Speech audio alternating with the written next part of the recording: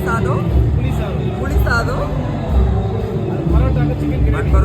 பன் பரோட்டா, அப்புறம் chicken gravy, தேங்காய் சாதம். கரெக்டா? இது தயிர் வடை, ஸ்ட்ராபெரி பீடா சம்சா மாதிரி இருக்கு. அப்புறம் அப்பளம். இப்போ உனக்கு ஓகேவா? சூப்பரா இருக்குங்க சாப்பாடு எல்லாமே. தண்ணி. அந்த கேட்டரிங் சர்வீஸ் வந்து இவங்க தான், பாபு. அப்படியே இந்த பக்கம் அவர்களை காட்டுங்களா? நீங்க காட்டுங்க.